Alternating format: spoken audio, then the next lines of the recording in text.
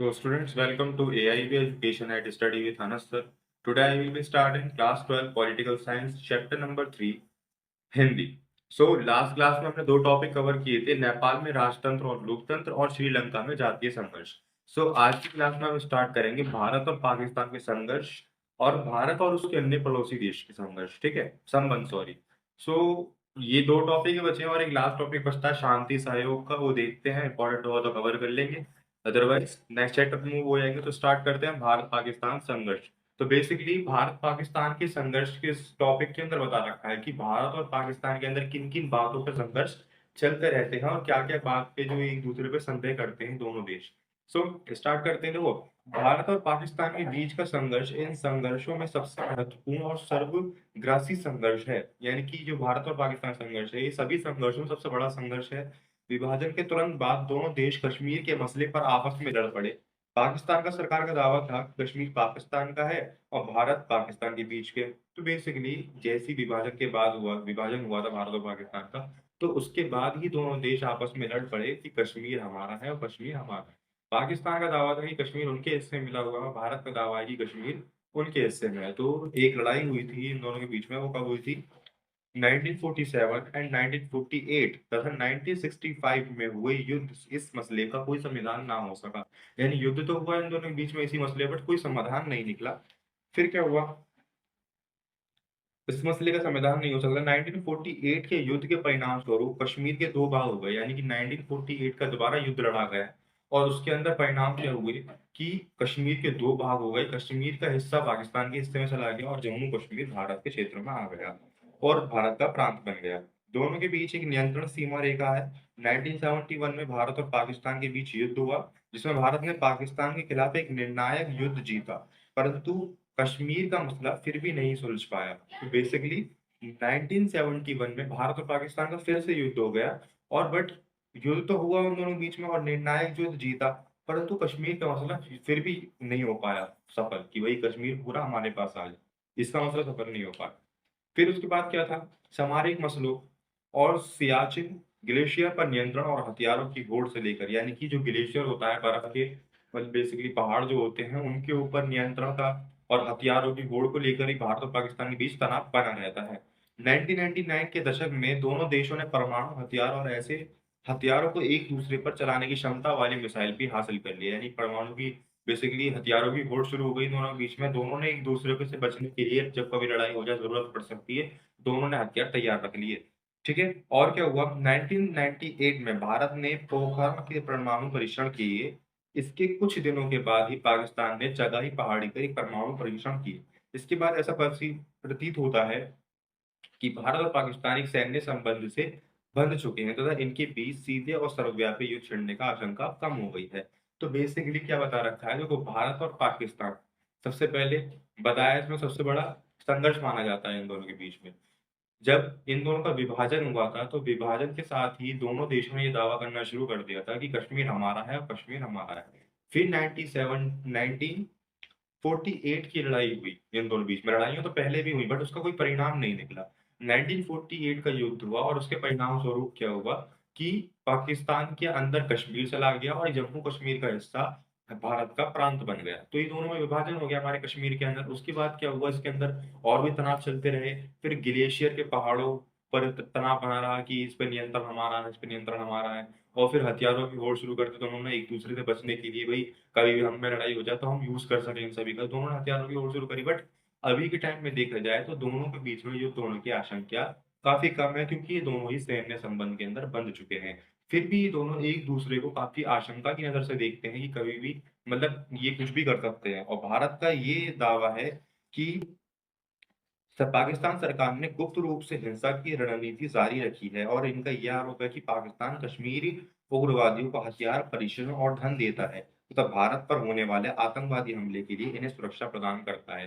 भारत का ये आरोप है कि पाकिस्तान जो है वो गुप्त वार करता है, मतलब गुप्त के जरिए कश्मीर के उग्रवादियों, आतंकवादियों को धन देता है, मदद देता है, जिससे क्या होता है, भारत के अंदर हमले होते हैं और कई तरीके के मसले उठते हैं। भारत का ये भी कहना है कि पाकिस्तान ने 1985 और 1995 की अवधि में खालिस्तान के समर्थकों को उग्रवादियों के भी हथियार गोले बारूद दिए थे, यानी कि बेसिकली जो हिंदुस्तान के अंदर खालिस्तान के बेस पे जो चलता रहता है मैटर, तो उसमें भी पाकिस्तान ने उनको सपोर्ट किया था और हथियार भी प्राप्त करवाए थे और साथ भी दिया था उनका। तो ये भी है इनका। और भारत और पाकिस्तान के बीच खुफिया agency inter service in intelligence ISI पर बांग्लादेश और नेपाल के गुप्त ठिकानों से पूर्व उत्तर भारत में भारत विरोधी अभियानों के शामिल होने के आरोप हैं। तो बेसिकली कहने का मतलब ये है कि भारत का ये आरोप है इनके ऊपर कि ये गुप्त संगठन को काफी मदद देता है, धन देता है और उनका साथ देता है, जिससे क्या होता है, कश्मीरी उग्रवादी और आतंकवादी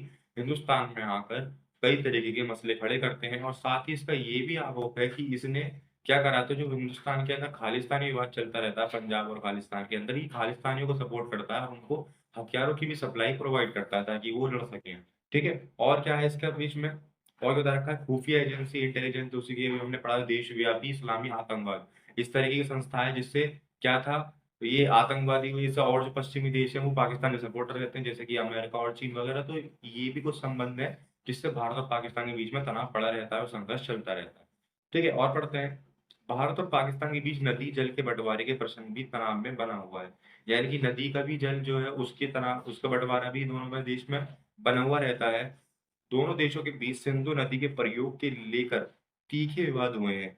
1960 में विश्व बैंक को सहायता से भारत और पाकिस्तान ने सिंधु जल संधि पर दस्तखत किए। ये संधि भारत और पाकिस्तान के बीच कई सैन्य संघर्षों के बावजूद आज भी कायम है। यानी कि दोनों, भारत ने दस्तखत तो कर दी भाई, अब नहीं होगा मतलब ये सब लड़ाई वगैरह, और विश्व बैंक इसके अंदर बीच में था, बट फिर भी दोनों के बीच में क्या रहता है, आज भी ये विवाद जो है वो कायम हुआ। इसके बावजूद दोनों देशों के बीच सिंधु जल संधि की व्याख्या को, नदी जल के प्रयोग को लेकर अभी भी कुछ छोटे मोटे विवाद होते रहते हैं। बेसिकली सिंधु नदी जो है भारत और पाकिस्तान के बीच में होकर बह रही है, तो दोनों के बीच में विवाद रहता है कि इस नदी का जल हम यूज करेंगे, इस नदी का जल हम यूज करेंगे। तो एक समय पे भारत ने दस्तखत भी कर दिए, दोनों बीच में सुलझाव हो गया कि भाई दोनों मिलवा के कर लेंगे काम।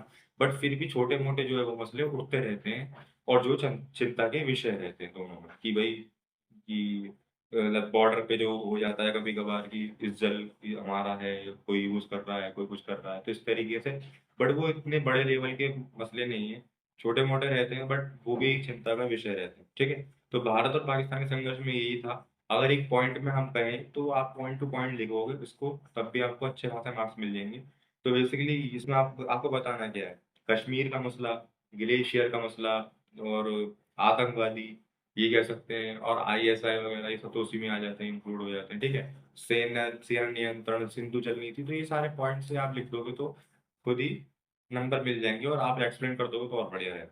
ठीक है। तो नेक्स्ट टॉपिक पे मूव करते हैं, भारत और उसके अन्य पड़ोसी देश। तो बेसिकली संबंध बता रखे हैं कि भारत के अन्य पड़ोसी देश से कैसे संबंध है, जैसे कि भूटान, नेपाल, श्रीलंका और भी कई सारे देश। ठीक है। तो वो पढ़ते हैं। तो सबसे पहले संबंध बता रखा है इसके अंदर भारत और बांग्लादेश के बीच में। तो भारत और बांग्लादेश के बीच में कई तरह के मुद्दों को लेकर विवाद चलते रहते हैं, बट फिर भी ये दोनों देश एक दूसरे को काफी सहयोग करते हैं और हर एक काम में क्या है, मदद भी करते हैं एक दूसरे की। वो विवाद पड़ते हैं कि किस किस वजह से मसले पर संघर्ष चलता रहता है हम दोनों में। गंगा और ब्रह्मपुत्र नदी के जल में हिस्सेदारी सहित कई अन्य मुद्दों पर मतभेद। भारत सरकार के बांग्लादेश में मतभेद होने के कारण भारत में अवैध अप्रवास पर ढाका के खंडन, भारत विरोधी इस्लामी कट्टरपंथी जमातों का समर्थन, भारतीय सेना के पूर्वोत्तर भारत में जाने के लिए अपने इलाकों में रास्ता देने से बांग्लादेश ने इनकार किया। ढाका के भारत को प्राकृतिक गैस निर्यात करने के फैसले तब म्यांमार को बांग्लादेश के इलाके से होकर भारत को प्राकृतिक गैस निर्यात न करने देने मसले पर शामिल है। जबकि बांग्लादेश की सरकार का कहना है कि भारतीय सरकार नदी जल की हिस्सेदारी के सवाल पर इलाके में दादा की तरह व्यवहार करती है। इसके अतिरिक्त भारत की सरकार पर चटगांव के पर्वतीय क्षेत्र में विद्रोह का भड़काने, बांग्लादेश से प्राकृतिक गैस में सेंधमारी करने और व्यापार से बेईमानी करने का भी आरोप है। तो बेसिकली दोनों के बीच में किन किन चीजों का आरोप है, पहला तो नदी को लेकर है, फिर भारत विरोधी इस्लामी कट्टरपंथी जमातों का समर्थन और रास्तों के बीच में, मतलब रास्ता देना कुछ बिजनेस से रिलेटेड, तो उनके बीच में दोनों का संघर्ष चलता रहता है ना। तो और ये सब कहना भारतीय सरकार का कहना है कि नदी जल में हिस्सेदारी सवाल को लेकर क्या करता है, एक दादा की तरह बात, मतलब थोड़ा ये ऐसे बात करता है जैसे हमारी वो नदी है, ये कह सकते हैं, हाँ। तो दादा की तरह व्यवहार करता है और साथ ही पर्वतीय क्षेत्र में विद्रोह को भड़काने और बांग्लादेश के व्यापार जो हम व्यापार करते हैं उसके अंदर बेईमानी का आरोप भी लगा हुआ है। परंतु इन सब विवादों के होने के कारण भी ये दोनों देश एक दूसरे को सपोर्ट करते हैं और 30% जो है वो इनके बीच में सुधार होने के भी संबंध स्टार्ट हो गए हैं। और बांग्लादेश में भारत की लुक ईस्ट को 2014 से एक्ट ईस्ट की नीति का हिस्सा बनाया है, यानी कि एक लुक लुक ईस्ट की नीति बनी थी और फिर 2014 में एक्ट ईस्ट की नीति बनी कि भाई ईस्ट की तरफ लुक ही नहीं करना, उनके साथ काम भी करना है। ये नीति म्यांमार के जरिए दक्षिण पूर्वी एशिया से संपर्क साधने की नीति है। आपदा प्रबंधन और पर्यावरण के मामले पर भी दोनों देशों ने लगातार एक दूसरे का सहयोग किया। 2015 में दोनों देशों ने कुछ परिक्षेत्रों एन्क्लेव का दान प्रदान किया। इस बात की कोशिश की जा रही है कि संयुक्त खतरों को पहचान कर तथा एक दूसरे की आवश्यकताओं के प्रति ज्यादा संवेदनशील बरतकर सहयोग के दायरे को बढ़ाया जाए। तो बेसिकली जय जो मैंने आपको बताया वो यहाँ पे ब्रीफली लिखा हुआ है कि पहले तो लुक ईस्ट और एक्ट ईस्ट तो मैंने बता ही दिया आपको, फिर इन दोनों के मामलों पे लेके जो भी कुछ विवाद चलते रहते हैं, उन सबको साइड में हटाकर ये दोनों देश जो है वो मिलकर भी रहते हैं और एक-दूसरे की सहायता भी करते रहते हैं, ठीक है? फिर नेक्स्ट टॉपिक मिलता है हमें भारत और नेपाल का, ठीक है? भारत तथा नेपाल के बीच संबंध मधुर है, यानी बढ़िया है। दोनों देशों के बीच एक संधि हुई। इस संधि के अंतर्गत दोनों देश के नागरिक एक दूसरे के देश में बिना पासपोर्ट और वीजा के आ जा सकते हैं। तो बेसिकली भारत और नेपाल के संबंध बिल्कुल बढ़िया हैं और इन दोनों के देशों में इतने बढ़िया संबंध है कि हम बिना वीजा, बिना पासपोर्ट के सिर्फ आधार कार्ड दिखा के, पहचान पत्र दिखा के इनके देश में जा सकते हैं, काम कर सकते हैं और आ भी सकते हैं अपने देश वापस।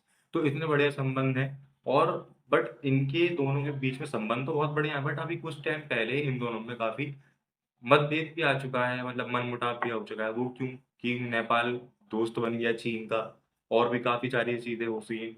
तो उससे क्या हुआ, दोनों देशों के बीच में मनमुटाव जारी हो गया।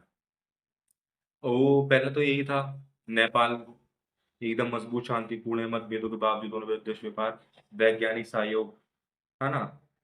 और क्या कह सकते हैं, समुद्र तक पहुँचाने में बाधा उपस्थित करता है भारत। नेपाल को ये लगता है कि भारत उसके अपने भूक्षेत्र से होकर समुद्र तक पहुँचाने में बाधा उपस्थित करता है। दोनों देशों के अपने-अपने थॉट हैं कि वो हमें इस तरीके से मतलब बाधा प्रोवाइड कर रहा है, या उस तरीके से कर रहा है। अब भारत का दुश्मन है चीन। अब नेपाल ने चीन से दोस्ती कर ली तो भारत को ये चीज़ें भारत सरकार को बुरी लगी। तो इससे क्या है, दोनों के बीच में मनमुटाव थोड़ा-सा बढ़ने लगा। तो ये थे बेसिकली भारत और नेपाल के संबंध। और श्रीलंका की तरफ बढ़ते हैं तो श्रीलंका का संबंध अभी लास्ट ही पड़ गया है। श्रीलंका में ना तो सेना शासन के ऊपर संघर्ष हुआ, ना कि लोकतंत्र, ना ही राजतंत्र। उसमें संघर्ष हुआ तो जातीय संघर्ष के ऊपर हुआ। और जातीय संघर्ष में जो एक जाति थी तमिल लोगों की, वो हिंदुस्तानी थे, तमिलनाडु से गए हुए लोग थे। तो भारत ने उनके देश के अंदर हस्तक्षेप किया था, यानी कि कुछ इंटरफेयर किया था कि भाई शांति सेना ही भेजी थी अपनी, है ना? शांति सेना भेजी थी कि भी दोनों बीच में सुधार हो सके, तो ये श्रीलंका को जो है अच्छी नहीं लगी थी बात। उन्हें ये लग रहा था कि भारत हमारे आंतरिक मसलों में दखल दे रहा है, तो इसलिए शांति सेना वापस ही बुला ली गई थी, क्योंकि ना तो तमिल लोगों को अच्छी लगी थी ये बात और ना ही श्रीलंका वालों को। इसलिए क्या था कि सेना वापस बुला ली थी और क्या हुआ, दोनों के बीच थोड़ा मनमुटाव बढ़ गया था। बट फिर भी जो श्रीलंका के अंदर सुनामी आई थी, भारत ने उसकी काफ़ी हेल्प करी थी। दोनों देशों में मदद का जो काम चलता रहता है और दोनों में क्या है, मुक्त व्यापार की नीति भी अपनाई हुई है। यानी आयात-निर्यात हम कर सकते हैं बिना इम्पोर्ट और एक्सपोर्ट ड्यूटी के। सो ये सब चीज़ें थी। फिर भारत के भूटान के साथ बहुत अच्छे संबंध है, नेक्स्ट टॉपिक है हमारा। और भूटानी सरकार के साथ कोई बड़ा मतभेद नहीं है। भूटान से अपने काम का संचालन कर रहे पूर्वोत्तर भारत के उग्रवादियों और गिरोह के भूटान ने अपने क्षेत्र में खदेड़ भगाया। भूटान ने इस कदम से भारत को बहुत बड़ी सहायता मिली। भारत भूटान ने पनबिजली की बड़ी परियोजनाओं में हाथ बटा रहा है। इस हिमालयी देश के विकास कार्यों के लिए सबसे अधिक अनुदान भारत से ही प्राप्त हुआ। भारत ने संबंध मालदीव के साथ सौहार्दपूर्ण तथा गर्मजोशी से भरे हैं। 1988 में श्रीलंका से आए कुछ भाड़े के तमिल सैनिकों ने मालदीव पर आक्रमण किया। मालदीव ने जब आक्रमण करने रोकने के लिए भारत से सहायता मांगी तो भारतीय वायुसेना और नौसेना ने तुरंत कार्रवाई की। भारत ने मालदीव के आर्थिक विकास, पर्यटन, मत्स्य उद्योग से भी काफी मदद की है। तो बेसिकली भारत और भूटान के तो बहुत बढ़िया संबंध है। इन दोनों के बीच में ना ही किसी भी बात पे संघर्ष है, ना ही किसी बात पे मनमुटाव है। दोनों ही एक-दूसरे को काफ़ी हेल्प करते हैं और एक दूसरे का साथ भी देते हैं, है ना? तो ये सब चीज़ें थी हमारी। और क्या कह सकते हैं हम इसमें पढ़ लेंगे इम्पोर्टेंट टॉपिक। दक्षिण एशिया के सारे विवाद केवल भारत और उसके पड़ोसी देश के बीच ही नहीं, बल्कि दक्षिण एशिया के अन्य देशों के बीच भी आपस मतभेद हैं। नेपाल, भूटान यानी बेसिकली अब देखो, अभी हमने जितनी भी चीज़ें पढ़ी, वो सब भारत से संबंधित पढ़ी। यानी भारत नेपाल, भारत भूटान, भारत श्रीलंका, भारत बांग्लादेश, तो ये सब चीज़ें थी भारत भारत से रिलेटेड, है ना? भारत से पढ़ा हमने। बट इसके अंदर बता रखा है कि ये जो दक्षिण एशिया के सारे देश हैं, ये सिर्फ़ भारत से संबंधित नहीं है। ये संबंधित है और भी देशों से, यानी कि श्रीलंका और भूटान, बांग्लादेश, पाकिस्तान। तो इस तरीके से क्या है, आपस में भी काफ़ी सारे संघर्ष हैं, बट हमने भारत के साथ कैसे संबंध है इनके, वो पढ़े। सो आज की क्लास में इतना ही। हमने शांति सहयोग जो है वो तो काफ़ी छोटा टॉपिक है। अगर आप बुक से ही पढ़ोगे तो अपने आप ईज़िली हो जाएगा। फिर भी अगर आपको उसे पढ़ने में कोई डेफिनिशन नहीं समझ में आ रही हो, तो आप कमेंट करके बताइए, मैं इस पे भी वीडियो बना दूँगा। अदरवाइज़ जब हम नेक्स्ट क्लास स्टार्ट करेंगे, तो हम चैप्टर नंबर 4 से स्टार्ट करेंगे और चैप्टर नंबर 4 में नेम है हमारे अंतरराष्ट्रीय संगठन। सो काफ़ी इंटरेस्टिंग टॉपिक है। नेक्स्ट क्लास से स्टार्ट करते हैं। आज की क्लास में आपकी सभी चीज़ें समझ में आई हों, खासकर संबंध और संघर्ष, इन दोनों के बीच में जितने भी टॉपिक हमने पढ़े, वो सभी चीज़ अच्छी तरीके से क्लियर हुई हों, तो चैनल को सब्सक्राइब कीजिए, वीडियो को लाइक कीजिए, शेयर कीजिए एंड कमेंट कीजिए। Thank you.